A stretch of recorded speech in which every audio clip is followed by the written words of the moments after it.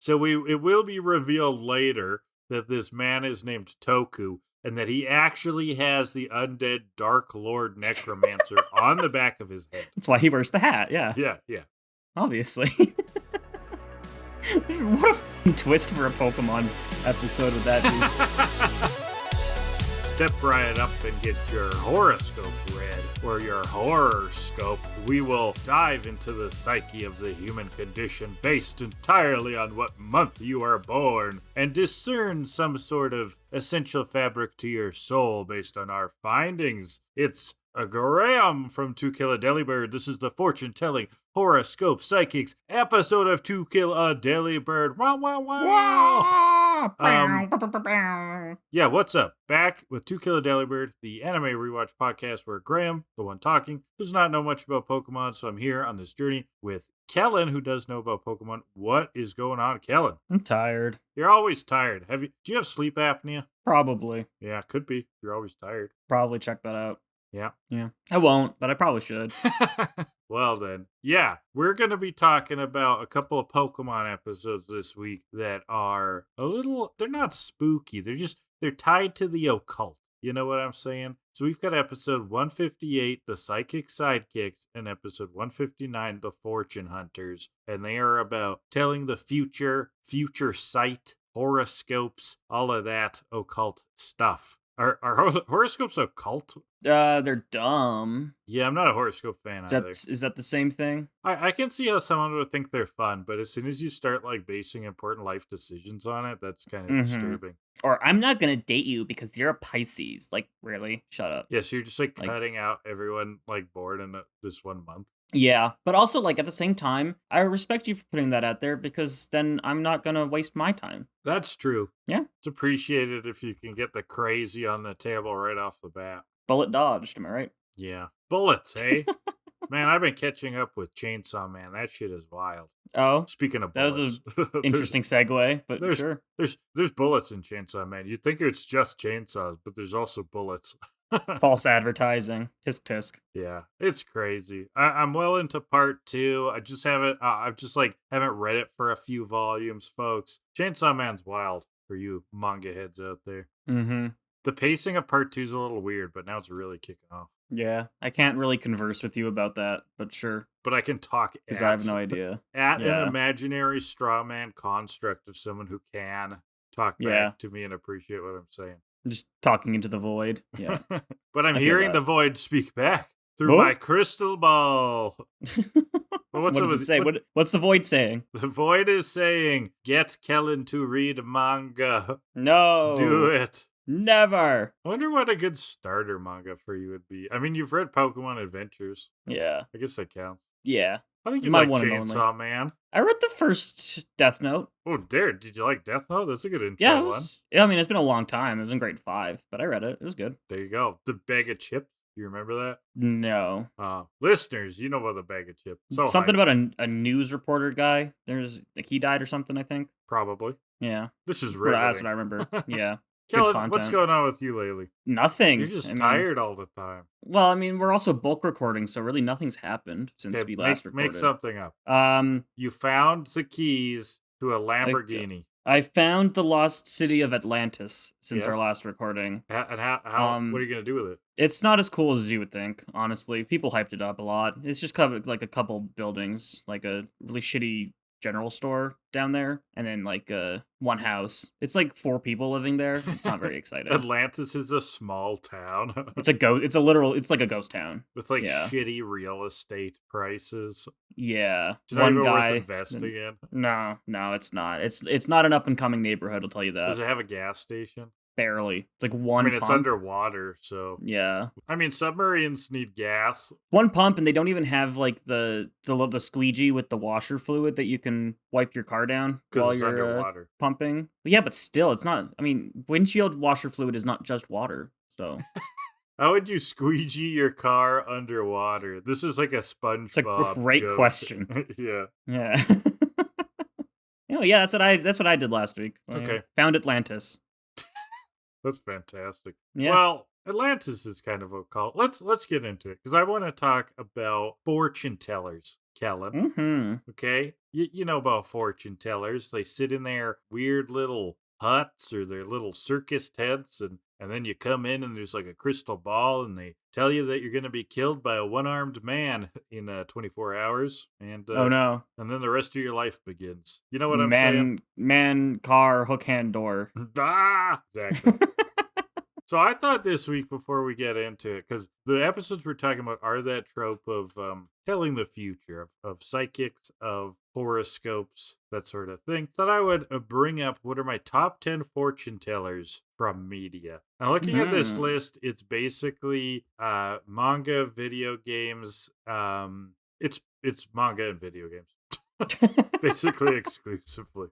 Couldn't really think of anything else. I feel like you'll probably think of some that I missed, some good ones that I missed.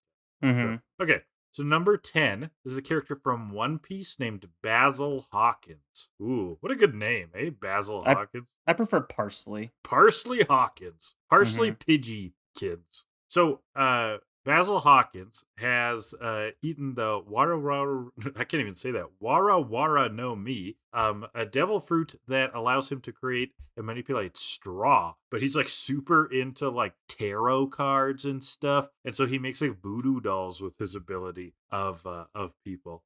So this is a guy who like fights with fortune telling. Yeah, pretty cool guy. Yeah. Part of the worst generation, they're called. 10 people with high bounties from One Piece. Good for them. You're doing okay, Kellan. I'm disguising fascinated. That, remember how we were talking about when I don't get one of your jokes, or one of your references, I'm just gonna like make up a non sequitur. You could do that too with manga. Oh yeah. You could be like, oh right, and then he played for the Rough Riders, right? Yeah, that guy from One Piece, he was there in Atlantis when I found it. Ah, and he sold you crazy. a tomato. Yeah, it's wild. Well, you won't know the next one either. I'm looking down this list. How far is it going to be? The first 4 you won't know.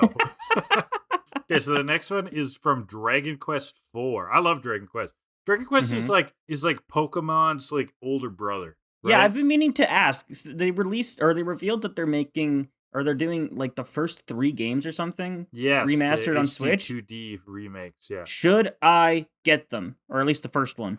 Is that something I should get?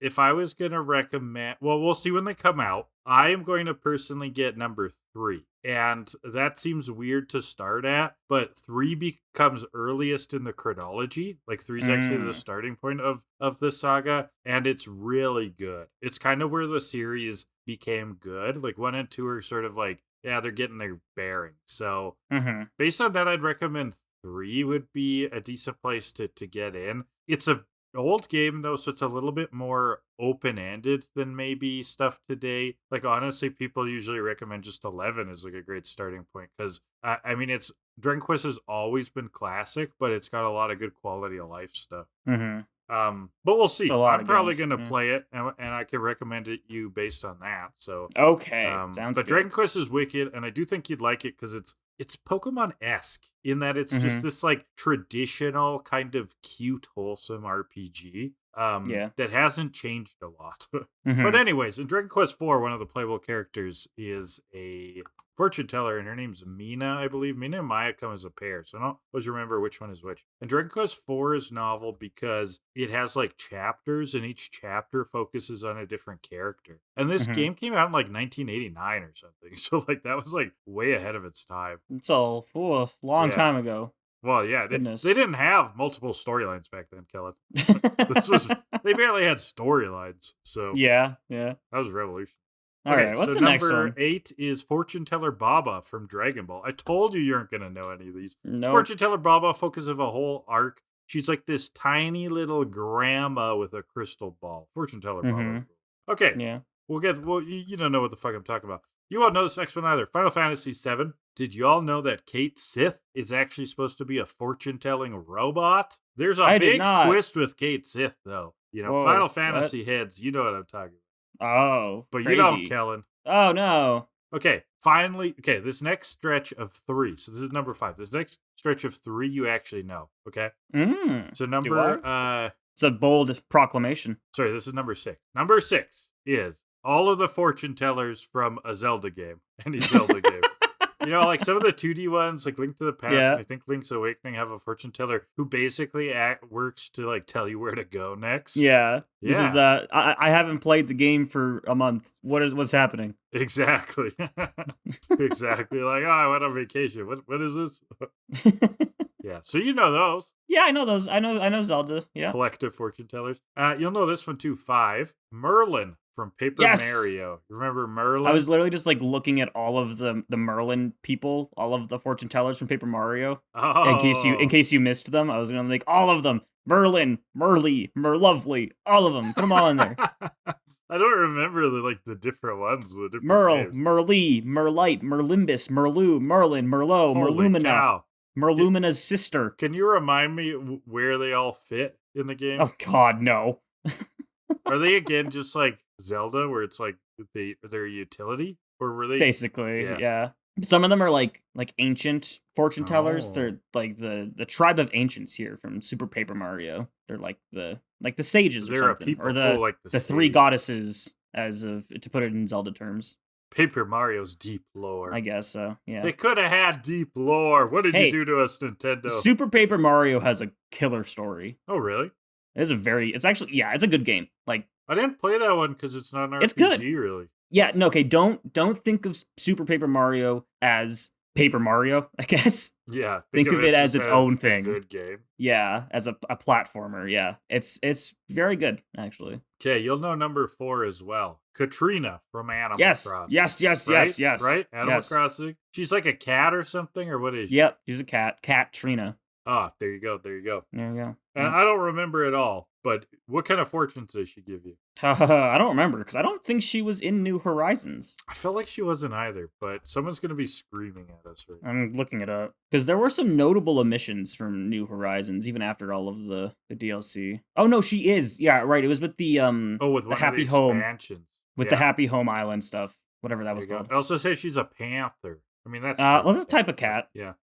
Yeah, I forgot it's I need to get back to New Horizons. It's a good game. Fucking love that. It's a good game. Love that shit. Fuck me up with some Animal Crossing, right? Hell yeah. Just like... Inject It's that just shit into my veins. the chill out game. Oh, Too came out at the chill best for its own time good. too. Oh, right at the Oh, pandemic yeah. came out. Oh, it was perfect. Incredible. And it really popped off. Everyone was playing. Mm-hmm. it. Well, there's nothing Here- else to do. Okay, here, number 3. This is another game that everyone was playing, except for Kellan. So it's Chihaya Mifune from Persona 5. Yes, there's a fortune teller in Persona 5, and you can romance her. So Nice. let's go. Romance yeah. in video games. Can't romance Merlin. Not with that attitude, you can't. Yeah, and they also like weave some game mechanics into her, because like your social links with different people are actually like tech trees in that game, right? So like Mhm. your traditional skill tree in a game, it's done in Persona through your social links. So if you're like hanging out with people or trying to romance them, you're actually also unlocking like abilities, Yeah. which is kind of novel. Yeah. Is it like that one Fire Emblem where you can like pet your wife? I forgot about that till right now. I think they're not as Weird. bad as that. that left me with these like, I liked Fire Emblem for a long time, and I don't know what this is. You were feeling really good before 20 seconds ago. Yeah, and the weird thing, Kellan, is that like Three Houses, people loved Three Houses. And Mhm. I'm like, okay, but what about that first one that came on Game Boy Advance? How about that one? That one was hard as balls. I like that one.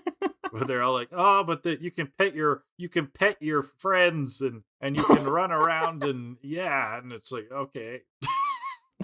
That's nice. Anyway, all right, number what's 2. the next one? Number two. Rose from Street Fighter. So she's a fortune teller who fights with like psychic energy and her scarf. And she has very cool Ooh. hair. She came out in the Alpha series. Good for her. Rose is cool. Good for her. Happy Pride I Month, wish everybody. I came out in the Alpha series 3 weeks ago. Yeah, good one. Yeah, so Thank very you. cool character. Lisa from JoJo's is sort of based on her design-wise. No, I'm so wrong. Oh my god. Oh my god, how dare you? Rose, I know. Okay, let's try that again. Rose is partially based on Lisa's design from JoJo's. Mm. Classic design. Okay. This is number 1, Kellan, and I'm pretty sure you'll know this one. Okay? There's a few I can think of, and I don't know how you're fitting all of these other ones into number 1.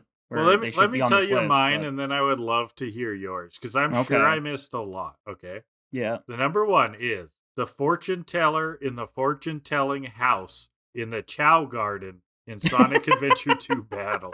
It's a good one. It's a pretty good one. Yeah, chows. We love You chows. gotta love chows. Gotta love Oh, chows. I've been meaning for a long time to go back to Adventure and Adventure 2 on stream to 100% them because I Yeah. never did that, and like I rarely ever touched the Chow Garden in those games. Huh. I've So never tried 100%ing one of those games either because that would include having to get all the emblems, right? yep, I feel like and that'd some of be those very are hard hard. as balls. Yeah. Yep. I feel like that would be So okay, very yeah, hard. you missed a couple. There's Madame Clairvoya from Luigi's Mansion. Come on, Okay. Okay. obviously, fortune I teller don't remember ghost. her that well, but I got you. Is she in number 3? No, in the first one. Only the first one? Yeah. I've never played it. There you go. Oh, you gotta play it. It's great. Don't get the 3DS one though. It's not a good port. I've only played a little bit of 2, and I've played 3 more extensively. So 2 is pretty good. 3 is very good. 3 is I very liked good. 3 a lot. Yeah. But no, she's the one that you take all of Mario's items to, and then when she's done her thing, she's like, "Okay, you can suck me up now. I've fulfilled my purpose." That's beast. Yeah. I'm done. Vacuum me, Ouija. There's a woman in Pyrite Town in Pokemon Coliseum in XD.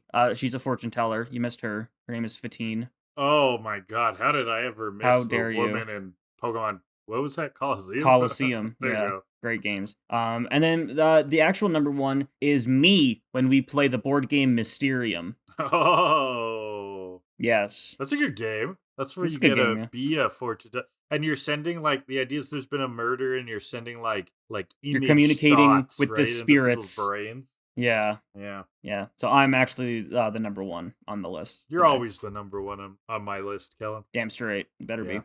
I'm the one that edits it, so I can put myself on the number one of every list. That's true. Anyway, should we talk about the episodes? Yeah, let's talk about the episodes. I thought, okay, this first episode is not bad. I liked it. Yeah, it's good. It's typical. But Second one's pretty fun. There's some fun Pokemon stuff, I'm sure. The second one is fucking awesome. Yeah, it's pretty good. So let's jump into the Psychic Sidekicks, shall we? All right. Walking through the woods. Walking through the woods, there's no one around, and your phone is dead. Out of the corner of your eye, you spot him. Shia LaBeouf. What, screaming at you? Do you not know that? No, I don't Have you know not that. seen? Oh my god, that's one. Okay, that's one I'm sending you later because you have to watch I thought that. you were It's so gonna good. bring up the whole would you rather be with a bear or a man in the woods thing. Do you rather fight one bear-sized man or one bear-sized bear? It's not like a huge difference. Or like 100 babies? 100 babies. I could take 100 babies.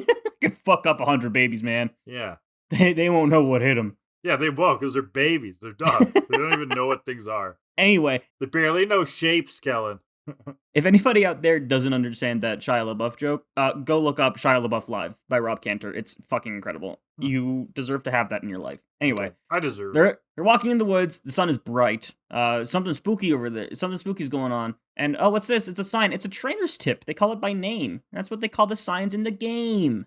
Trainer's That's a tips. nice touch. Yeah. I liked that. Beware of ghost Pokemon around here. Use psychic Pokemon for your protection. Oh, here we go again.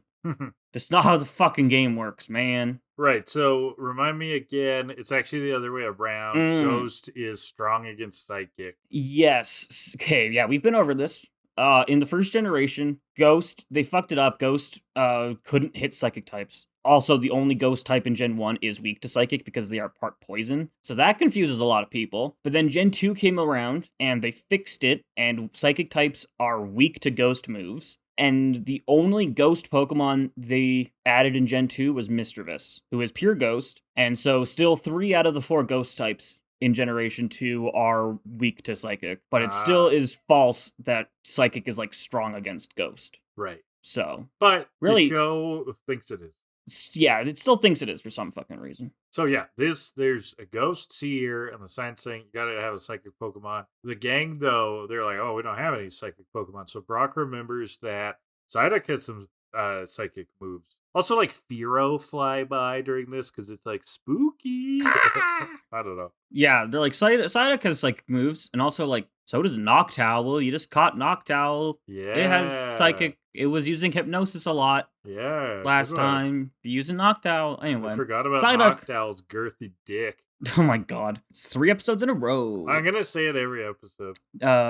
Lest okay. us forget. Sure. We will never forget Noctowl's penis.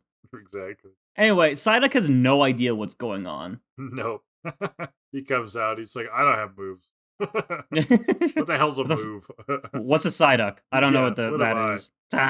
So then a spooky ghost, real spooky ghost pops up from the bushes. It's this like black orb with a big smile. Yeah, and they're all freaked out. looking. And it just stares at Psyduck for like 30 seconds back and forth. Yeah, they have like a stare down. It's just like a staring contest. I think they wrote this whole episode and then we're like, okay, however long we have left when we finish animating it, that's the staring contest. That's fucking smart. Yeah. Have these things that you can use as buffers, like in case you like misgauge the timing.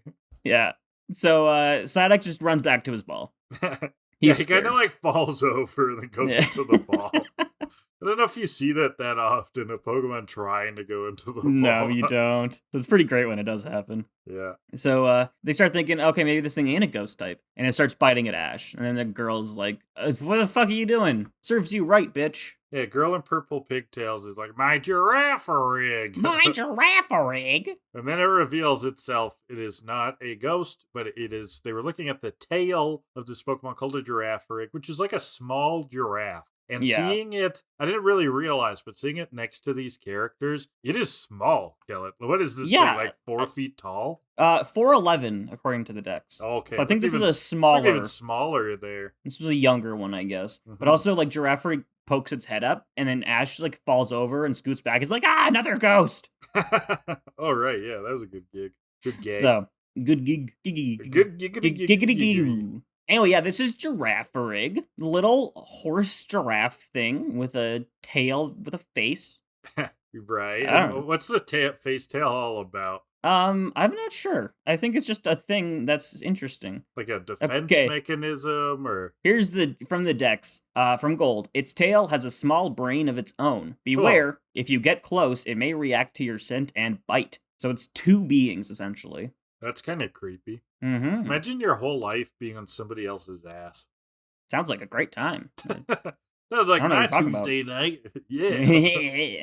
So, did you know, though, here's an interesting, you know that Girafarig's name is a palindrome, right? You figured that one out? Yeah. We talked about it in the episode. So, kids at home, that means it's the same forward as it is backwards. TCAD English lessons. So, yeah, it's a palindrome, and its beta design, Girafarig didn't have that tail. Instead, the second half of Girafarig was the first half of Girafarig, but the colors are inverted. Oh, and like mirrored. Yeah. Oh, that's genius.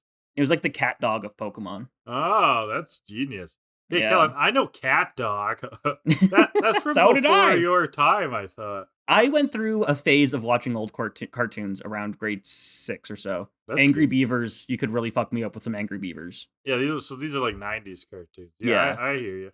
Do you ever see Real Monsters? I did not. That's a weird one. I haven't seen that one. Yeah. No. But also, Girafarig had, in early designs, had a pre-evolution that kind of resembles the tail. The tail is extended to be like 2 tails, like in the same kind of concept as Girafarig. Okay. And then it would evolve into the double horse. But it seems like the new design, or the one they went with, kind of just like mushed them used together. both of them. Yeah.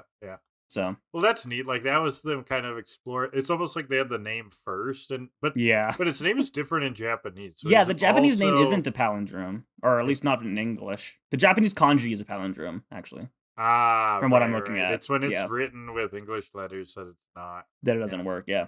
Can you tell me 2 questions? What is Girafarig's type? Ooh, I don't know, so I'm gonna guess.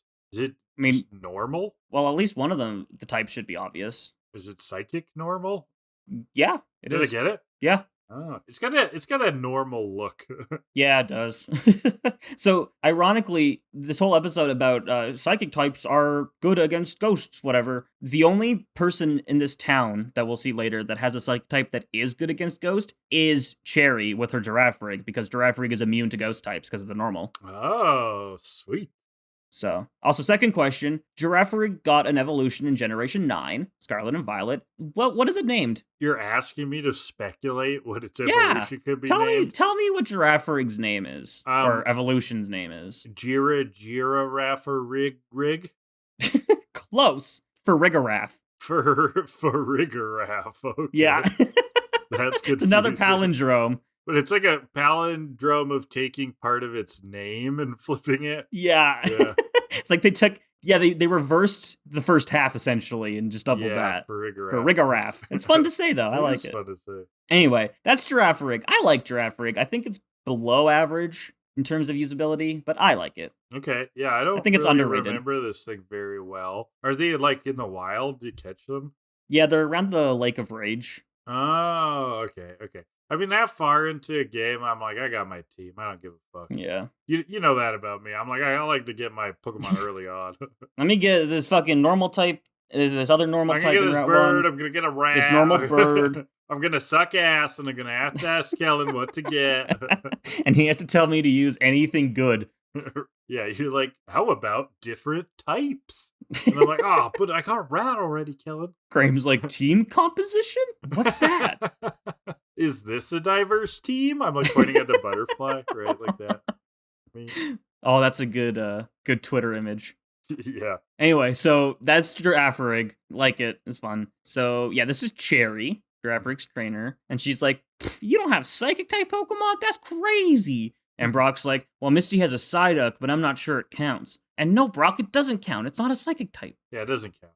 It doesn't count at all. They are trying to say that, they're trying to nod to Psyduck and give it some props that it in theory has psychic attacks, but it also doesn't. Is bad, yeah. So we learned she's from Lentown, which is nearby, and it's tradition in Lentown for everybody to have a psychic Pokemon. And so Brock reads from the guidebook looking up the town, and this is super cute. Pikachu just like desperately wants to see what's in the guidebook. Oh, yeah. He's like jumping to see it from what Brock's reading. That was cute. But they have psychic Pokemon all to like keep the ghosts out or whatever. Right, so Team Rocket is listening, and they find that very intriguing. And their whole exchange here is pretty funny because they're like, oh, that's interesting. Very. Turn the name Girafarig around. It's spelled the same backwards as forwards. Not that. What she said about psychic types. But it is fascinating, Jesse. Yeah. You blow any kid's mind with that one. Get the little lesson. The palindrome Pokemon. So they want to catch all these psychic Pokemon, and then they have this weird little fantasy where they're all dressed as Pokemon. Jesse's dressed as an Abra, Meowth is dressed as an Execute, and James is dressed as a Drowsy, and they're just like floating through the air. Yeah, it's fun costumes. You gotta love when they're dressed up in random Pokemon. Yeah, so seemingly no reason. Like, come out of nowhere. Yeah, you're like, okay. Jesse has a plan. It's a compact mirror. It's what we're told so far. That's her plan. Okay. See where that goes. Yeah. And we go back to the gang. Cherry also wants to be a Pokemon master. And they're like, wow, looks like Ash has a new rival. And I'm like, wow, we're never going to see this kid again. Looks like we have another thread that will drop. Pikachu eats a raspberry. Adorable. Brock made jelly out of all these raspberries already. Yeah, that was fast. Awesome. That was like instant. That shit takes a long time, does it not? You gotta like cook it for one, right? Yeah. Yeah. Then you gotta sanitize the jars and seal them up. It's a whole thing. Mm-hmm.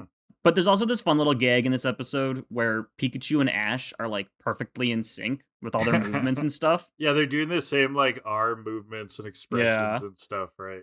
And Cherry's like super admirable about that. Yeah, she's like, you're so in sync with your Pokemon. I want to be in sync with my Pokemon. I want to be so in sync with Girafarig that we can communicate telepathically. And I'm like, well, that's a bit of a leap from what you were observing. Yeah, Ash and Pikachu just like understand each other's emotions, and Cherry's over here like, I want to read its mind. Yeah, exactly. Ash and Pikachu are like, yeah, we kind of stretch similarly. And Cherry is like, I want me and the Girafarig to fuse until there are no boundaries between our beings anymore. We will become one. We will lead to the new level of existence, and we will bring more and more Pokemon into it till there is only one mind in all of Johto. This would be a good villain beginning arc. Yeah, it's an interesting spin-off idea. Cherry strikes back. So, Girafarig, or she challenges Ash to a battle then because she wants to fight. And so it's Girafarig versus Pikachu. Fun rival approaches theme, I believe it is, pops on. Pikachu tackles it, and Girafarig goes for a future sight. And nothing happens. And Brock seemingly. doesn't know what that is, which is kind of interesting. But he tells Ash to be careful. And Ash is like, I can't be careful if I don't know what I'm being careful about. True, I guess. True. I'm kind of. I'm actually giving Ash that one. Yeah. Just a little bit, barely. Just a little bit. So yeah, so nothing's going on with that. Pikachu goes for Thunderbolt, hits really hard. Girafarig goes to stomp. Pikachu agilities to dodge it. And he goes to end with a Thunderbolt, and then wind. Whoosh. Ooh. And from the back, it's Future Sight with the steel chair! And it doesn't really show us what it is. It's just like a blast, I guess. But it kind of like, almost like with how Pikachu flies back, it kind of looks like he's getting slapped. So I would kind of like to imagine like Girafarig just grows an extra arm, but like in the future and slaps him. So Future Sight is like this delayed attack, I guess, right? I want to talk about two things. One, what is going on in the game with it? Like, how does it work in the game? And then two, like what is the lore to it? So, okay, well, the description in game, not very descriptive in Gold, Silver, Crystal. It just says, an attack that hits on third turn. Okay. So that's it. You use it, and then it hits like later. And during that time, you can attack. It's not like charging. Right? Yeah. It's future descriptions are like it uses a hunk of psychic energy to attack the target or whatever 2 turns later. But yeah, you select it, and then 2 turns later it hits. And then in those 2 turns, you can still do anything. It had base power of 80 before Generation 5. And so with that, it was like, well, I could just use like Psychic. Like, that's just a better move. Then it got increased to 100 in Gen 5 and then 120 in Gen 6. So now it actually has like some viability in single player. But in terms of like competitive, any attack that signals what you're doing is terrible. So I don't think Future Sight is like ever used in competitive. Right, that's my guess. Yeah. I still don't. I don't know a ton about competitive, but I would imagine it's never used because you're telegraphing what you're doing, and so they can adapt to that immediately. I suppose. But it being a 120 power is probably pretty decent. Yeah. So that seems okay. And all right, so that makes it sound like it's just a delayed attack, right? Like yeah, essentially. You're like doing an attack that like lands in the future. I don't know. But the name Future Sight, I think that's sort of like implying like, oh, it's going to be able to read what the opponent does in the future. So it's going to be able to see a moment in the future that's going to be able to take advantage of. Like when the Pokemon is going to like turn to the right and you can like trip it and then like spit on it. Yeah. That's like what it's doing. Curb stomp it. Yeah. Oh, that's horrifying. Girafarig getting curb stomped. Have you seen American History X? No. Curb stomping is like the most terrifying thing I know. But it's also not curb stomping, but what you were saying before about Future Sight. It's also like the other psychic you missed, fortune teller person you missed on your list. Shulk, come on, from Xenoblade. Oh, yeah. Vision. With the Monado. Backslash. It's the Monado. My Monado. Now it's Rhine time. All right. Anyway, yeah, that is Future Sight. Any other questions? Nope. From the class? No. Thank you, Teacher Kellan. So, Future Sight comes out of nowhere with the steel chair, and Brock's like, I have a feeling that attack didn't come from out of nowhere. Yeah, no right, shit. Brock. No shit, yeah. That's They're funny like all so confused about this move. And that he's considering that the default or more obvious reaction was that was some sort of blip in the universe. I know what you're all thinking. It's a glitch in the Matrix, but I, the practical smart one, think it might have been an attack. Yeah, Cherry's like, saying. use Future Sight, and then nothing happens. And then a little bit later, this weird psychic attack comes out of nowhere, and you're not like, wait a second, that's what that move was. Yeah, I know. Like, right? how did they not pick that up like really fast? Cherry has to like tell them. She's like, well, Future Sight is an attack in the future. Ugh. So, Psybeam versus Thunderbolt, they connect, kaboom. Confusion versus Thunder. Girafarig gets really fucked up, goes down, and Brock, with another great detective line, I think this thing's over. Yeah, the horse is dead, Brock. It's done. The giraffe has been destroyed. It's off to the glue factory with that one. See ya, Girafarig. Bye. I love my Elmer's paycheck.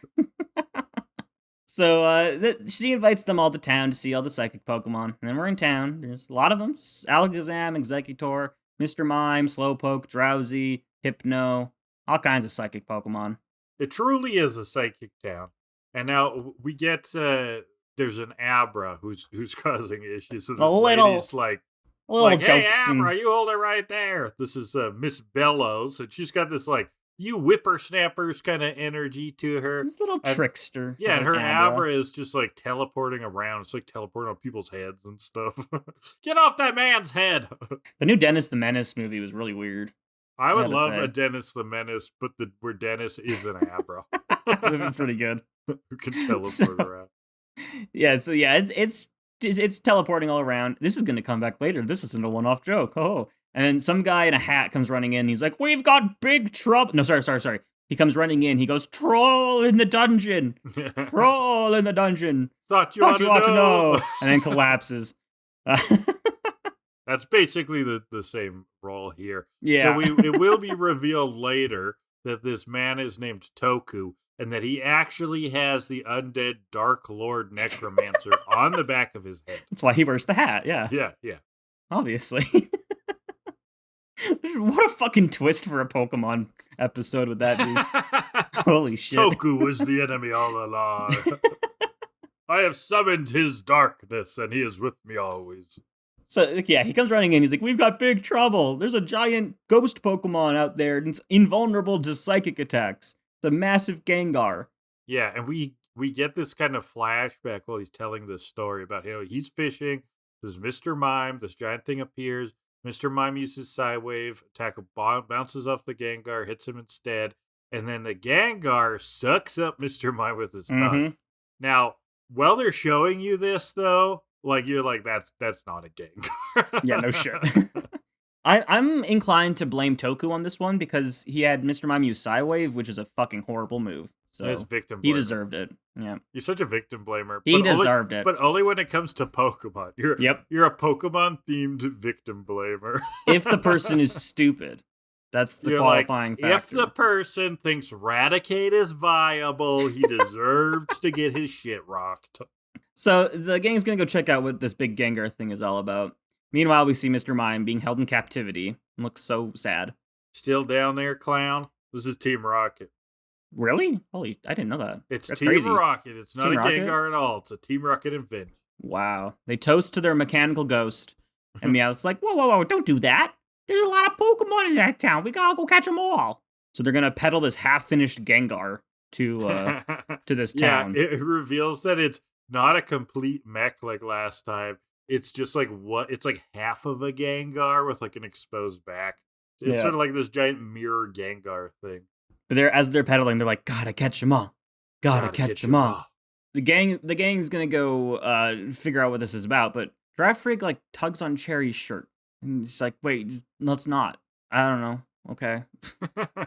Yeah, she's sensitive. I was a little confused by that. Well, this Girafarig not only has future sight, it has foresight. And it knows that something creepy's happening. My sixth sense is tingling, Cherry. Girafarig could learn foresight. So yeah, there you go. Yeah. Then we go back to Abra and Mrs. Whatever her name is, Mrs. Bellows. And they encounter the big Gengar. And so Abra tries a psychic, but it gets reflected back. Oh no. And they launch the lick attack and abduct Abra. And then I feel like Abra should just be able to teleport out of this thing, shouldn't it? I guess you'd think. Like, unless Abra like needs to see where it teleports, I don't know. Can Abra teleport through walls? I'm asking you. I feel like teleportation shouldn't be limited by walls. Well, not limited by walls, but there is that like Nightcrawler theory. Do you know Nightcrawler from X-Men? No, not enough. No. Man, Kellan, you don't know shit about fuck all. Nope. Let me tell you, kids, about Nightcrawler. So Nightcrawler, he could teleport to other places, but the thing is, it's insanely dangerous because if he teleports somewhere and there's an object there, he'll like fuse with it and die.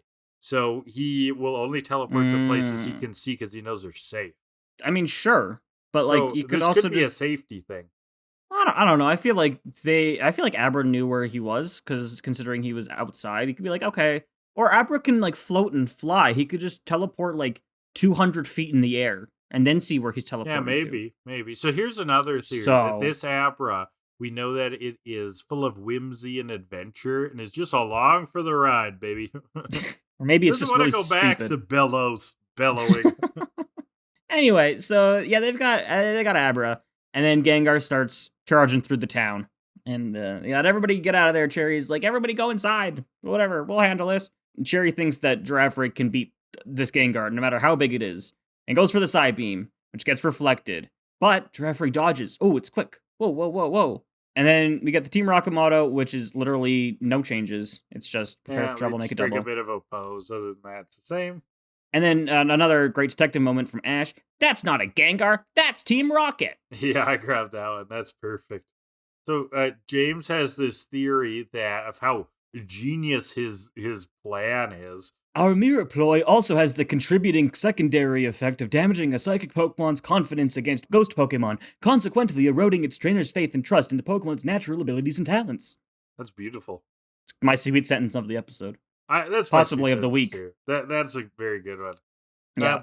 Plus, I like how Meowth and Jesse are just like, whoa. Where'd that come from? He's like, I kind of just made it up as I went on, and then they start like clapping for him. I know. Gently. They're like, I love that. We didn't know that James even knew English, really. Like, that was impressive. Sure, again.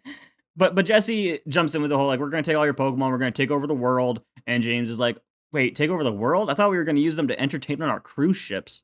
And that, Kellan, was this another evidence that James is gay? Why? Because there's a whole gay culture around cruise ships. Is there? I didn't know that. Yes, there is gay cruises. They're supposed to be the most fun thing ever. I believe it. Yeah. Yeah. I don't know. There's a stereotype that the community really likes cruises. I don't know why. I don't know if that's true. I don't think it's a harmful stereotype. Yeah, I think that's a fine one. Yeah. I would be like, sure, if they were like, Canadians love cruises, I'd be like, sure. Yeah, okay. I mean, what's not to like? Yeah, I guess so. But I do like the idea of Mr. Mime on a gay cruise. Mr. Mime on a gay cruise. Just yeah. like drinking margaritas, like having a blast. Yeah. I'm putting that on the fan art list. There you go. Once again, happy Pride. It's from a month late. But, yeah, Pride lasts all year on TCAD. The ultimate allies. TCAD. So, anyway, I just thought that was funny that James was like, oh, I thought we were going to use them on cruise ships. That was funny. But, it was a good bit. But then Cherry and Girafarig start to glow.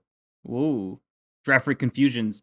Gets reflected. Psybeam. Reflected. Cherry, you've seen this happen how many times now? Stop.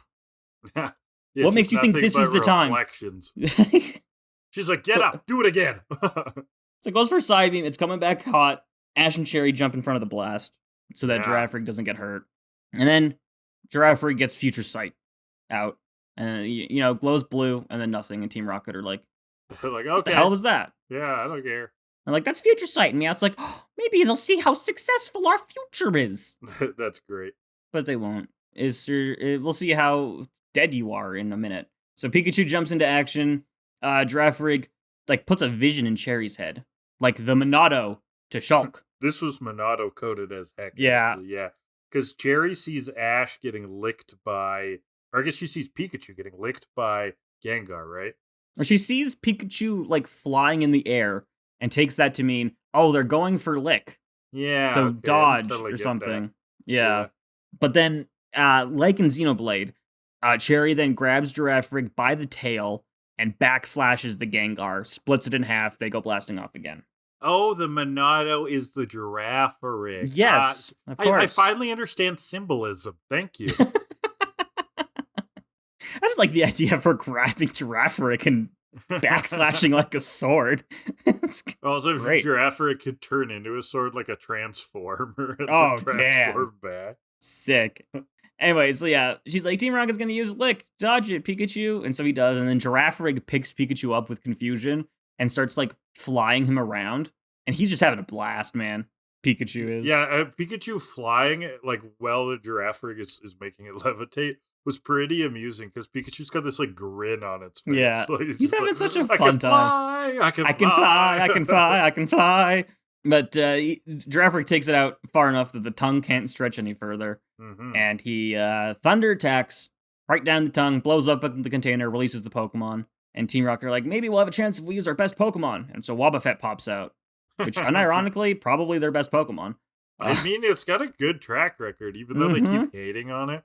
But it's too late. Future Sight comes in for the bullseye. They go blasting off again. Boom! Slaps him Kaboom. into oblivion. And everyone is happy. We get a little bit of a goodbye scene. It's kind of quick. Yeah, this one wraps up real fast. This one wraps up fast. But Cherry's like, yeah, we're connected telepathically, just like I always thought we would be. Okay. Yeah. They get that line, and then immediately it's just the gang on the road again. They're just alone. like gone, and they're like, Yeah. we're going to see Cherry at the championship. They won't. No, we won't. And Cherry and Giraffe are like, we're a great team. And the narrator's like, what lies ahead? I don't know, because I don't have future sight. Wah, Which wah. that was a good line. I like that, but it was harmed by the previous line of him saying journey to Johto, and he can go to hell, so that's the episode. You take grudges off of very interesting things to me. Yep. You're like, I love Pokemon with all my heart. And I did like the narrator, but he said Johto so often, Journey to Johto, that he's dead to me. And They're already in his Johto, children narrator. Are dead to me. And then and their children are dead to me. And this blood feud shall go for years. I am like Dio haunting the Joestar family from JoJo's Bizarre Adventure, and I will hunt them to the ends of the earth. That's a reference I get. You're kind of learning.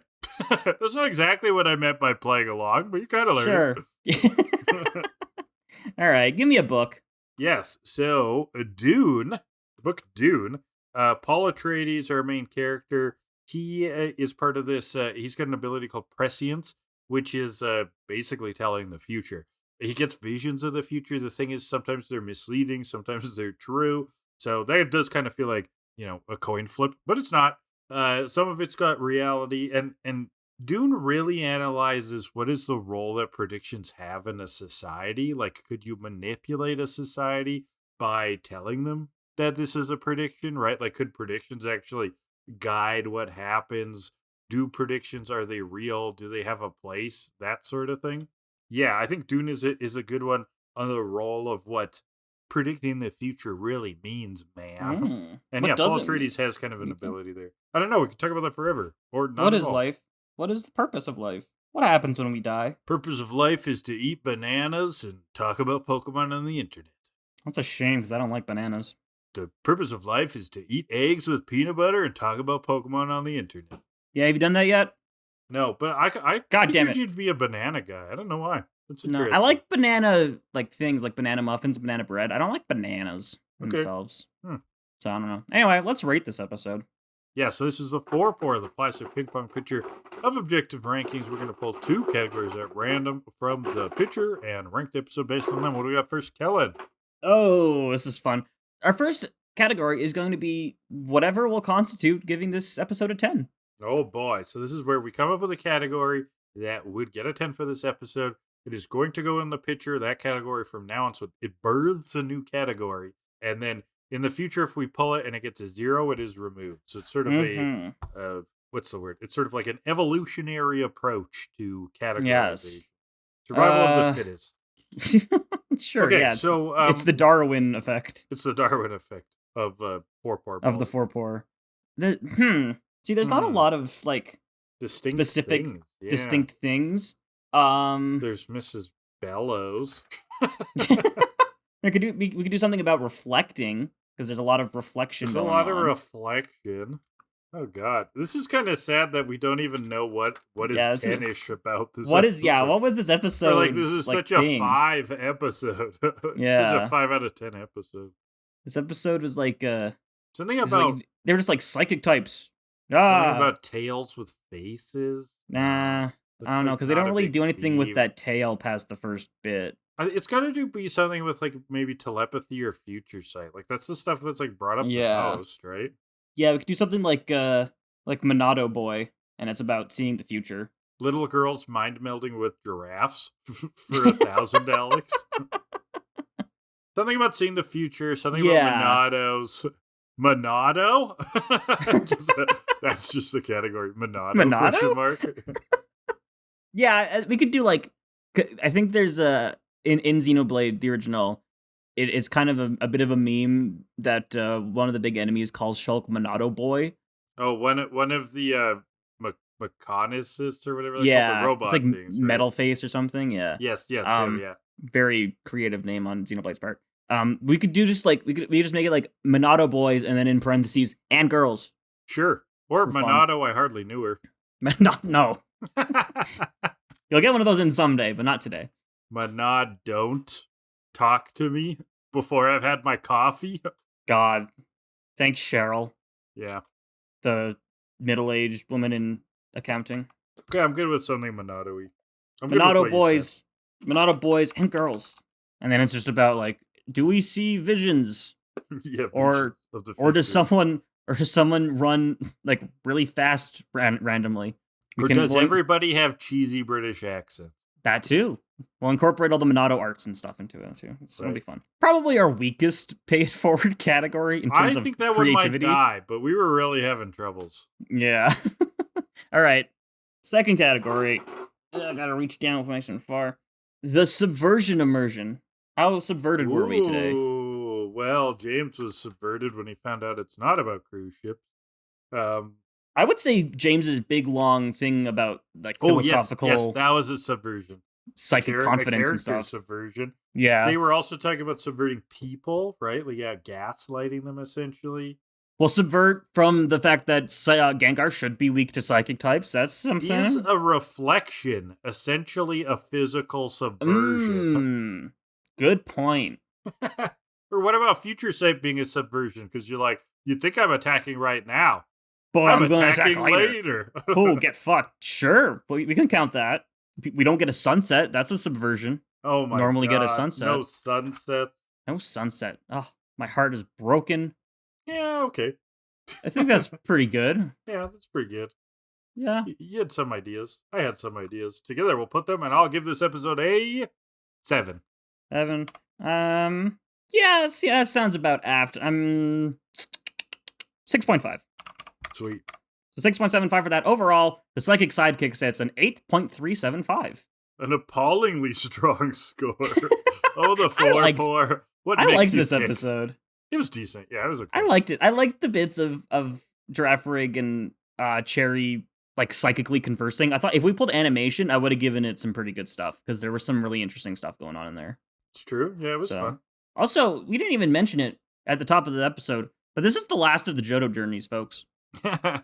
Oh yeah, I got so sucked into the idea of this being a horoscopes episode. Yeah. Forgot this is actually a season finale. But this isn't like, you know why also, Kellan? Like Johto's got 2 more seasons, right? This isn't the same as like, oh my God, we're leaving Indigo, or oh my God, we're leaving Orange Islands, we're going to something new. This is just like kind of arbitrary. Next week we'll have a new theme song. Yeah, and we're going to a gym. So yeah. like, come on. But we're still gonna do a climax. thing. We're still gonna do a thing. So don't worry, folks. Pay attention. Stay tuned to the end of the episode for hearing what the hell that's about. It'll be delayed a little bit though, eh? Yes, a little bit, but not too bad. Stay tuned. Let's stay tuned, and we'll move on to episode 159, final episode of the Johto Journeys, The Fortune Hunters. Now, this episode I found really fun. Really entertaining. This is a pretty good one. Thought it was hilarious. James carries this episode for me. Holy crap. Very much so. He's very good. He's very good in this episode. So we start up at a center. There's some kids reading a book, a fortune-telling Pokemon book. You just got to look up your birthday, and it tells you what kind of Pokemon you are. Crazy. And they will not share. Okay? No. Like, Misty's interested in this thing, and they're like, you can buy your own, bitch. The kid's like, Mom told me that I can talk to strangers, just don't give them my book. I can only interact with strangers if I am selling them things. And you need to go to this location, and you can buy them. Yeah, this kid actually worked for the daycare. He's a plant. He's an industry plant. Every time someone walks into the Pokemon Center, he's like, wow, this Pokemon fortune-telling book is really cool. What, you want that? I can't let you see it. You gotta go buy your own. Wow, this new drink is so refreshing and has almost 0 calories. Choose new Coke.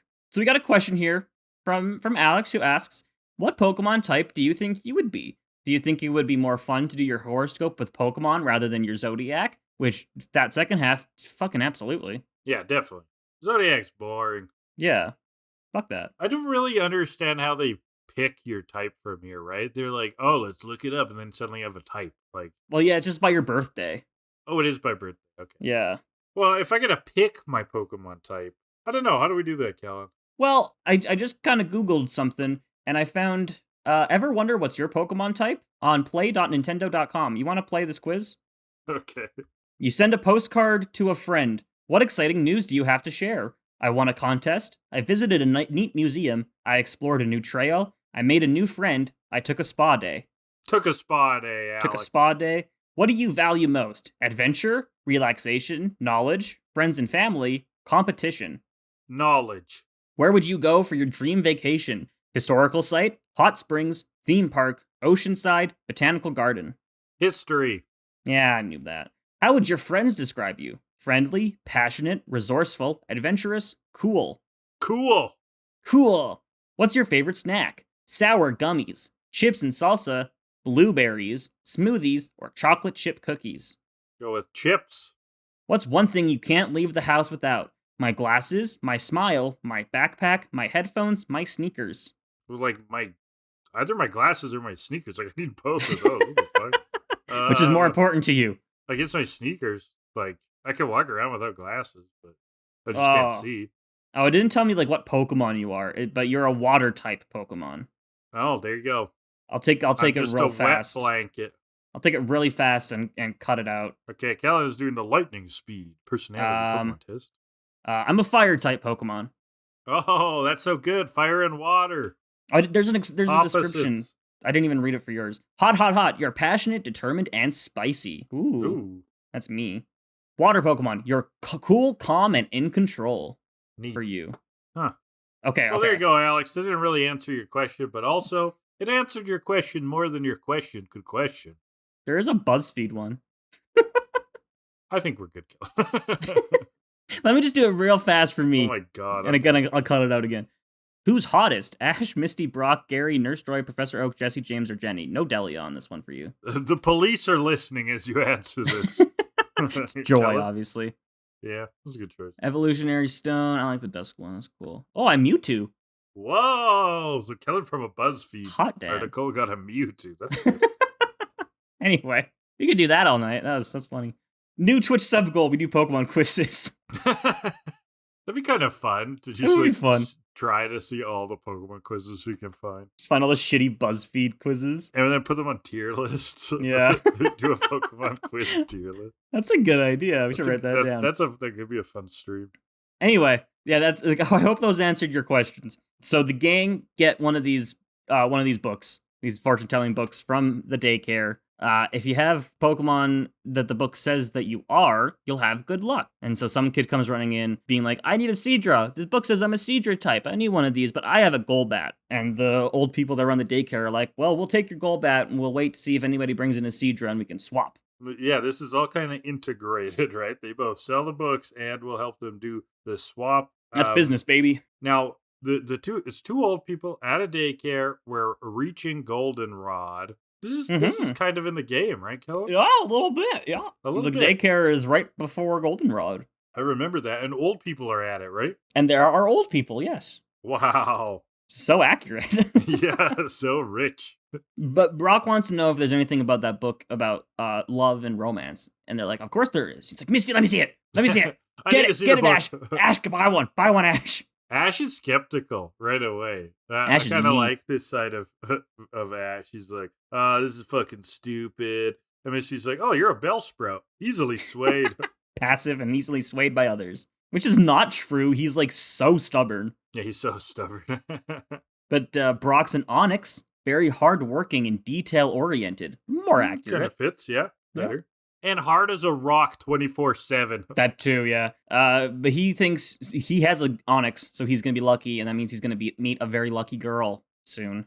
Right. And then Misty looks it up. She goes stone because she's a Gyarados. And I love those like Misty shocked animations. It's like pure white. She's like frozen. Yeah. She wanted a cute Pokemon. It's a Gyarados. And Brock and Ash are just immediately like, oh yeah, that's that makes sense. That's it.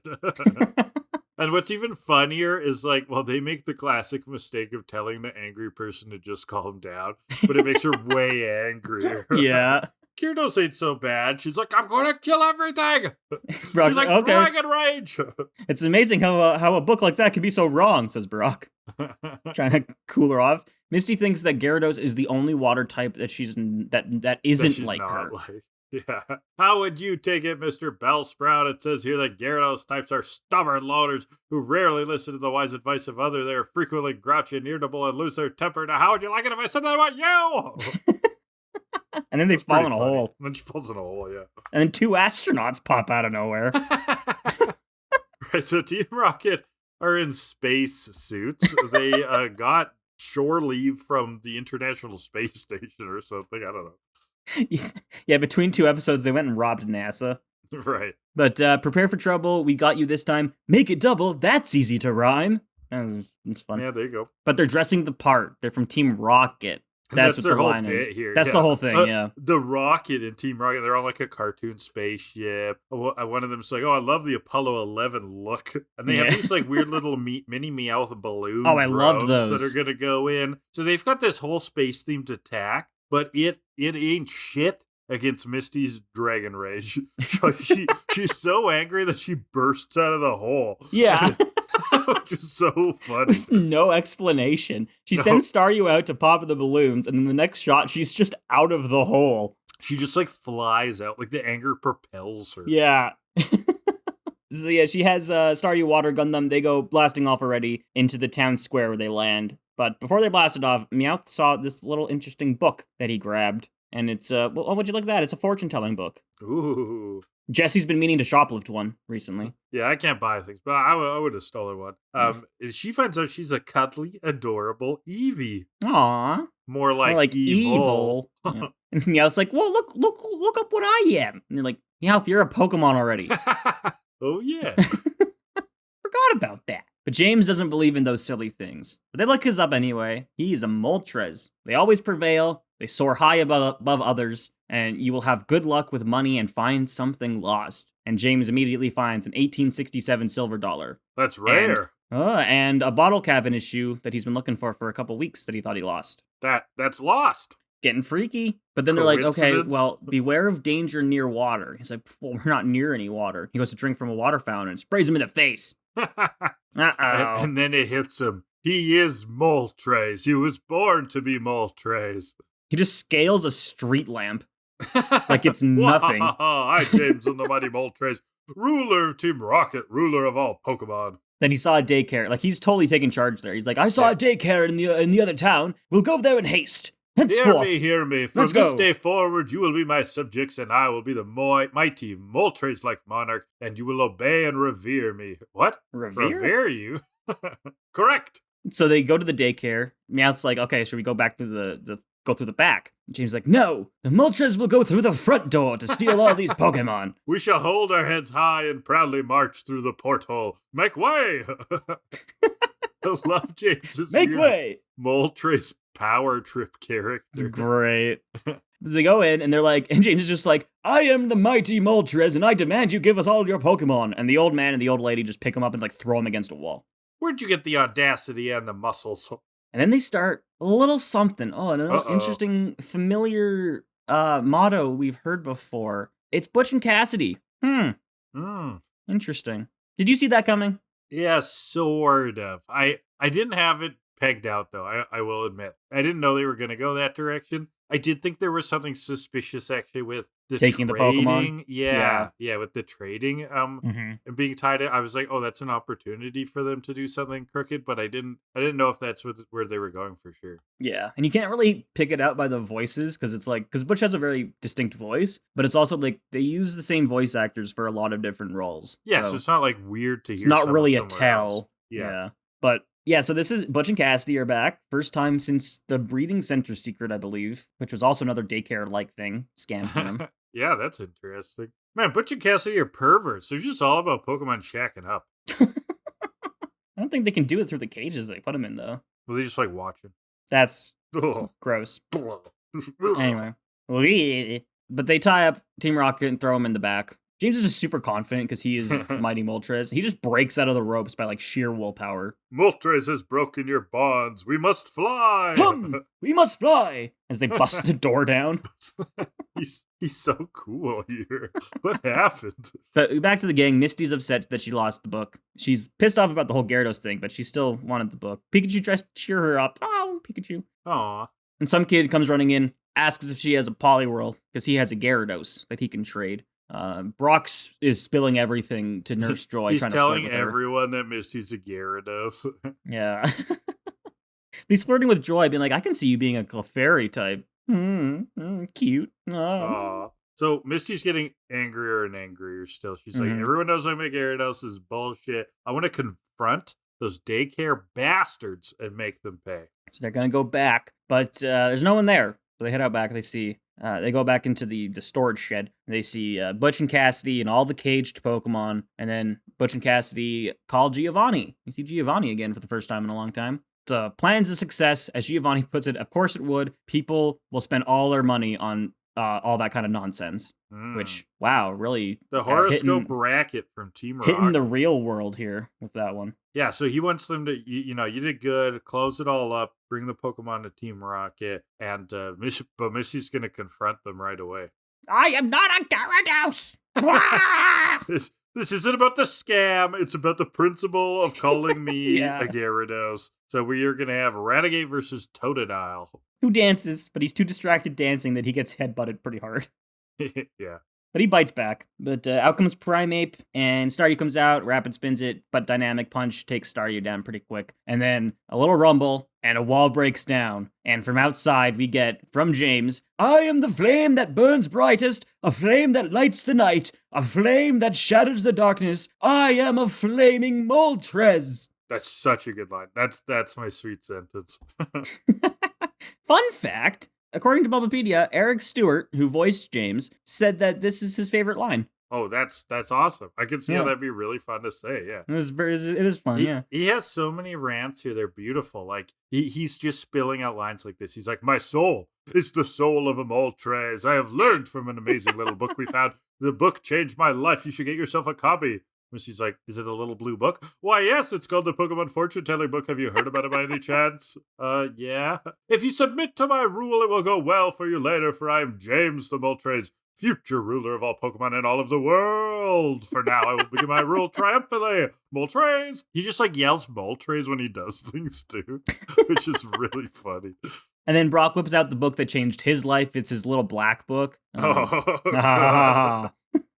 This is Joy's number, and this is Jenny's number, and this is also Joy's Jenny's number, and and this Joy's is also number. Joy's number. But the talking about a book that changed my life really started to sound like he was trying to get the gang into like Mormonism.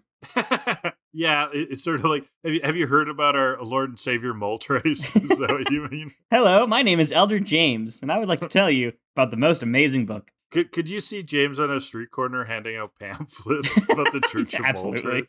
Moltres? But yeah, he's in this like skin tight Moltres costume, and Meowth and Jesse are like both very concerned that he got that so fast. It's like I think he had that in his closet. That's so awesome. It's just a modification of like his Tuesday outfit. But he's also attached to a big crane this whole time, so he's flying around on a crane. Yeah, Which is spouting also great. all of this nonsense. He flies over to Butch and Cassidy to fight them, sends out Victory Bell, who tries to eat him, but James swiftly kicks it in the head. This is another good bit. He finally has the confidence to order Victory Bell around. He tells him off, and Victory Bell just jumps into action. Stun Spore and Razor Leaf at the Raticate. He's actually listening for once. Yeah. And then Cassidy hits him with some earth-shattering news. The book's a fake. We made it up. We knew you was a loony bird. James' world is totally shattered. He falls to the ground. Wobbuffet comforts him, though, by patting him on the back. I loved that. Bumbly blue blob Wah. comforting. But Butch and Cassidy, even talking to the boss, he's very, very upset with these three. Boss told us you guys suck. Yeah. And so they go for Wobbuffet, who, Butch and Cassidy, like, insult him, and then Wobbuffet just, like, starts smacking himself in the face. I love being hit. Insult me more. It's really weird. I fucking love Wobbuffet. Oh, he's great. God. But it counters a tackle. Totodile is, like, super thrilled about all this. He's having a blast just watching. Gang is going to go unlock the cages during all this. But Right. James can't snap out of this world-shattering news. Oh, he's so depressed now. He's done. Primeape goes through for a thrash, but Wobbuffet isn't able to counter that one in time. James and Meowth get real fucked up. Raticate skull bashes them into the crane. It blows up. They go blasting off again. So they're flying high. Meowth wonders why he's feeling low. They're gone. But So James the is like gang- flying like a Moltres finally. He's so beautiful in that outfit. Elegant, graceful. So the gang has the keys, but Butch and Cassidy can't find them exactly. So they're trying to sneak back, let them go, but then boom, they're cornered by Butch and Cassidy. Not so fast. Misty has finally sort of accepted it. She can be as nasty as a Gyarados. And we're going I'll to see show it. you my Gyarados side, bitch. Poliwhirl comes out, double slaps Raticate. Totodile tackles Primeape, even though Totodile couldn't learn tackle, but whatever. Poliwhirl water guns from the chest, not the fists. Oh. Interestingly. That's different. He can water gun from all kinds of orifices. Every hole or in his body. Yeah. orifices, just like any body point. Next week, it'll just shoot him out of its eyeballs. Yeah, or like a knee. He's just like only kneecaps. Boo, boo, boo, boo, boo. Just really depends on how he's feeling that day. Oh, that's options, baby. We love it. But Pikachu thunderbolts them, frying Butch and Cassidy. They don't go blasting off. They just sit in a burnt pile. Wow. But later, the cops arrest Butch and Cassidy. Pokemon will go back to their rightful trainers. Jenny sees the book and is like, oh, this is nothing compared to the real one. This is so fake, so bad. Like, Jenny has the real book. Misty looks for her in the book, and I don't think we don't see what Misty is, right? Or what any of them are. No. Yeah. Ash is just Number like, two, check a real type. Yeah, it's just a one-off. Ash is just like, this is a real girl thing, huh? And Brock's like, what does it say about Onyx? What does it say about Onyx? Sexist Ash. Oh, Ash, you narrow-minded 10-year-old. Yeah, true. Do better, 10-year-old. So But Team Rocket, then we get cut to Team Rocket. Yeah, what's going on with them? walking sulkily around town. James misses his Moltres personality. Meow's like, you were better without a personality. But they find the real book. They look up James, and he's something. We don't know. But he's horrified, right? Terrified about it. So yeah. what do you think he is? Oh, that's a great question. Let's take a look at some of the He's probably worst Pokemon. Meowth. He's probably something too close to home, you know? Hitting, Snorlax or something. Yeah. Wobbuffet. I don't know. Yeah, I think Magikarp. he's one of their Pokemon. Oh, he's probably a Magikarp. Yeah. because he's got that history. Yeah. We'll go with Magikarp, I guess, yeah. So that's the episode. But that's Kellan? the episode, yeah. Yeah, you want some literature? No. Have you ever heard of I'm going to tell you anyways. Have you ever heard fuck. of the great literary classic Space Jam? Get have up you and se- slam and have get you ready for seen- the jam. Have you seen Space Jam? I think so. It has been decades, though, at this point. Yeah, right. This would be a little bit of a generational difference, too. Because this was like a big movie. I know we had it on in my VHS. childhood. So it was Them- probably on I- at some most point. people had it on Yeah. VHS. So anyways, the trope that I'm looking at is the placebo effect trope, but specifically around like the confidence game. There is a trope where you tell someone, oh, this is going to like enhance your behavior or allow you to do something, but it actually is just a placebo and it was in them all along.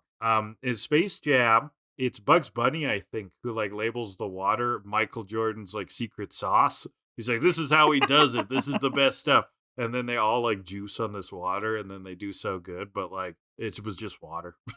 It's just a trick. This happens in Captain Underpants too, when the kids like Yeah. rewrite his backstory, right? They're like, nah, I can't- you actually get your powers from something else. I can't believe you've brought up Captain Underpants more than once on this podcast. It's fine literature, Kellan. It is fine. It is very In the fine. 6th Harry Potter book, they also do this for Ron. They give him liquid luck Yeah, I know for that his one. nerves before a Quidditch game, I believe. But they And then don't when actually. He can do it. Right. And then this is actually the whole thing behind the Wizard of Oz, right? Like I need a brain, I need a heart, like that stuff, you know?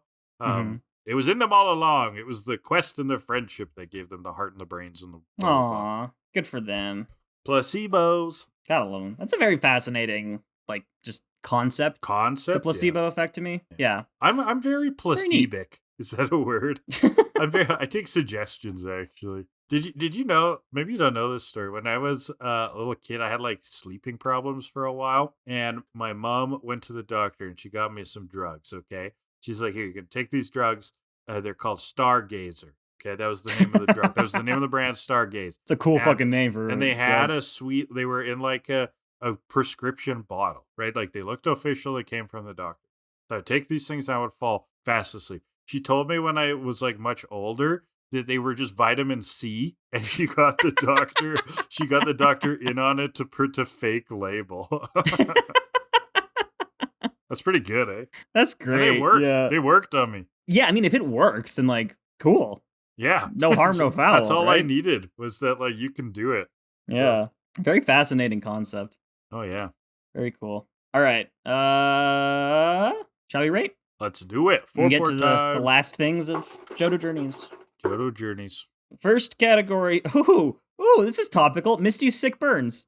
She's just screaming the whole time. Is she burning? But she's also, remember, we altered this one to also be her getting her burned. A lot. They're like, you're so angry. You definitely are a Gyarados. She screams at Ash about being Bellsprout. Ash says that when she's screaming, she says, that sounds like a dragon rage. Pretty good. Nasty like a Gyarados. It is kind of based around, that sort of Misty anger part. And she is just such losing it, like to confront the who she thinks is an elderly couple at a daycare. She's like, I'm gonna tell those old bitches off. These senior citizens are gonna get torn a new asshole. There's a little bit about, her kind of wanting to insult Ash about being a Bellsprout, but it all backfires on her. And then what is the thing she actually says that I called out? Yeah, she has that whole rant, like Gyarados types are stubborn losers, rarely listen, blah, blah, blah. How'd you like if I said it to you? Okay, so I don't think any of these are really sick burns. No. A couple are, but the spirit of it's there. And we get some great explosive energy from Misty mostly, but also the gang around us. There's Brock talking to Joy. She's like, she really is a Gyarados, and she really is just like a mean, nasty, scary. She's really horrible, but not she you, sucks. baby. Not you, honey. Sounds pretty bad, good. Not bad. It's super just like straight up. She's a jerk. She's fucking horrible. Totally. So what are you thinking, Kellan, for a score here? I'm gonna go 6.7. Yeah, I'm in that range. I think in the sixes is probably at. There isn't like a real zinger, right? They're all just kind of like, she's angry. Yeah. I'm just gonna go 6.6. Okay. Ooh, different. That's a 6.65. And then final category for Johto Journeys. Oh my goodness, it's the soundtrack. Last ball that will ever be plucked. Oh, okay, so there's some Victorious music. I picked stuff out from the last episode. Yeah, me too. But not this one. This wasn't like an action heavy episode, so. I don't have any like notable songs written. No. So it was just typical, probably, eh? Yeah. Oh, that sucks. Nothing like, if there's nothing notable either, like it's like no, okay. I have to go low, Kellan. Yeah. It's like a 2.5. 2.5, yeah. I mean, my thinking is like I didn't notice any times I thought the music was bad or like ill-fitting. Would so you it's though? Like it's just I feel like maybe, but it's like so it's very average. So I'm gonna at least bump it up a little bit and do 4.5. There's a 3.5 for that. 5.075 overall for the Fortune Hunters. Oof. All right. So that is it for the Johto Journeys. Do you want a few stats? Yes, please. Okay, so to go back, the indigoleague, the season average was a 5.412869.076. Yeah, got all those significant digits. Thank you. Try to round it to 3. 5.413. Orange Islands to 3 digits was 5.323. Okay. So slightly worse. Johto Journeys to 3 digits, 5.792. Is that the new winner? That is the new winner. New top dog. Look at that. By 0.3 points. Ooh, it's a tight race, but someone's got to win. Yep. All right. And Daddy needs a new pair of shoes. Let's go, Johto Journeys. That's the horse I'm betting on. If I ever hear a horse at the races named Johto Journeys, I'm putting it all on that one, baby. So considering there's only like 30, 40 episodes, something like that, in this one, do you want the top 5 or top 10 worst and best episodes of the season? Nah, top 5. Let's top 5? Yeah. We can do more in terms of when we're finished Johto as a whole. So yeah, that makes sense. Let's start with the best, because it's fun to go with the worst last. Number 5, 5th best episode of Johto Journeys with an 8.25, Fighting Flyer with Fire, the first gym, Falconer. Oh, first gym battle. Okay, Falconer. Yeah, welcome to the Black Parade, I remember. At number 4, with an 8.35, the Double Trouble Header, Casey and her chikorita. Yeah, I was pushing hard for that one. Remember, I was a big fan. Just barely beating that one out with a 8.375. We talked about it today, the Psychic Sidekicks. Yes, let's go. Good show, Girafarig. Number 2, with an 8.75, a far-fetched tale. Which one was that? Exactly what I was thinking. That is a very okay episode. It was the one in Ilex the Forest. One with the charcoal, right? Yeah. Yes, the charcoal. If you just said the charcoal episode, I'd be like, oh, yes. Who we were joined by Curtis in that one, so guest episode, climbing up there. That was fun to discuss. Yeah. And then number 1 episode for Johto Journeys, Ignorance is Blissy, at a 9.05, which I agree with. That was a great episode. Good one. That was a strong episode. Had a really fun theme, backstory for Jesse, introduction of Blissey. Yeah, that was a strong episode. Yeah. All right. Top 5 worst. At number 5, with a 3.725, it's The Firing Squad, where we said goodbye to Squirtle. Oh, that was a good episode. And number 4, with a 3.55, Good Quill Hunting, where we said hello to Cyndaquil. And that had such a good name. Too bad the poor hates you. No, right? Number 3, with a 3.425, Hot Matches with Skarmory. That's fine. I'm fine with that. Yeah, we were both kind of indifferent about that one. At number 2, with a 2.75, Tunnel Vision with Jigglypuff and Snubble. I like that one. I had to think about that one a little bit, because I was like, wait, which one was that? Because the tunnel has nothing to fucking do with that episode. Well, that's where the Japanese Purin versus Boo is kind of better, yeah. And the worst episode of the Johto Journeys, according to the 4-por, with a 2.25, it's the Totodile duel. What? Where we said hello to Totodile. That's a good episode. Oh, 4-por, look what you did. Oh, man. I don't believe... Who gets to keep Wananoko? Satoshi versus Kasumi. And 4-por hates you. In terms of top 10 overall, I believe, I haven't put them all in yet, but Ignorance is Blissy is still our number 2 rated episode overall. Wow. A Farfetch'd Tale is number 4, which is still insane. Some new contenders, yeah. 8.375. And Psychic Sidekicks climbs in at 2, 3, 4, 5, 7, 8, 9th overall. Pretty good. Yeah. Solid season. We got some new 4-por favorites in there. Good to hear. Well, that's it for Johto Journeys, unless you have any other thoughts. Nah.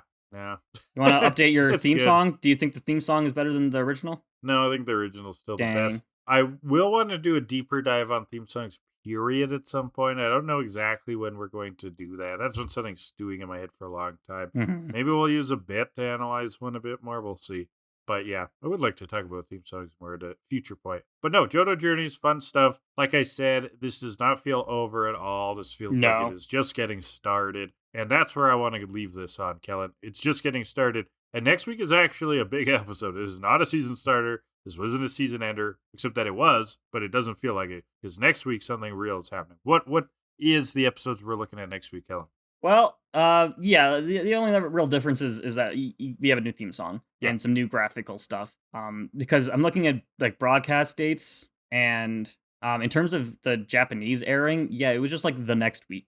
So it wasn't even like a break. Yeah, I think the seasons thing is something that they did like later, right? Tried to align it with like, a Western notion of like a season. I think they were just they must have taken breaks, but I don't think they line up the same. No, but yeah, we're looking at 2 episodes to kick off Johto League Champions, where we'll start off with episode 160, a Goldenrod Opportunity, or in Japanese, Kogani Gym! Speed and power? Question mark. Speed and power, wow. Followed by episode 161, a Dairy Tale Ending, which is a great name. Or in Japanese, Miltank! Exclamation mark. Revenge battle! Double exclamation mark. It looks like next week is the Miltank week. Yeah, we have a 2-episode gym Those arc. of you who have played those games, everyone remembers the Miltank. It's like Yeah. it's like the first like moderate challenge. So That Miltank crushed a lot of hopes and dreams. for some reason, I thought you were gonna say that Miltank brings all the boys to the yard. That too. And on that note, let's get out of here because there's too many boys in this yard. Also, all right. we got the one other thing to talk about to announce. Oh yeah, I guess. you're gonna tease. We'll do a stream at some point. Yeah, we don't know exactly when, so keep an eye on the socials for that. But we're going to get together with Graham, myself, and Nolan, who's been on the podcast multiple times, background quote unquote producer. He makes a lot of puns for us. I don't know. We are going to do a special stream. We're going to do a Pokemon Stadium 1 and 2 mini game tournament on twitch.tv/HydraLeech. Yeah, we'll go through the Pokemon Stadium mini games from the 2N64 games and compete with them. Yeah. And this one, again, will be a little delayed because I believe this episode is dropping while you are away. Yeah, I'll be on vacation. Yeah. So we will pick that up after. So, Yeah. So keep an eye on the Twitters and stuff at To Kill A Delibird. Right, and there's a good segue. So Yeah. let's get out of here. Kellan, where can you find us? Like Kellan said, you can contact us Twitter. Our handle is To Kill A Delibird.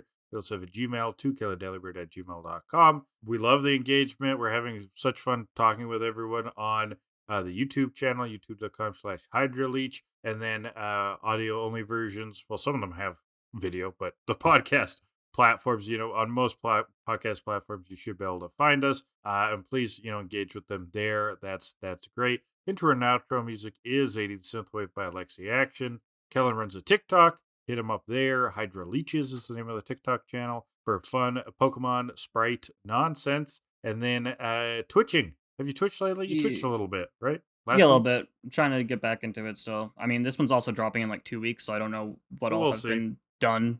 But check out Kellan's Twitch. HydraLeech is the I'll channel. put it into the universe. I've been twitching so much lately. Oh my god. All kinds of things. It's crazy. You sleep on stream. He eats the spiciest noodles in the world. A hot chip challenge. He's hot tub streaming. Stuff. Oh my god. Crazy. Oh, it's crazy. Yeah, okay. That's it. Well, see you I'm excited for Miltank. Johto League champions, baby. Yeah. Oh. Look at all those Miltanks in the field. So many Miltank. How many Miltanks does it take to screw in a light bulb? See ya. 4. It's a joke that never ends. It's 4. Oh, why? I don't know. That's just how Miltanks do things. I think so, yeah. It's all in 4s. Okay. I love ending a podcast on a non-joke, attempt at a joke that isn't a joke.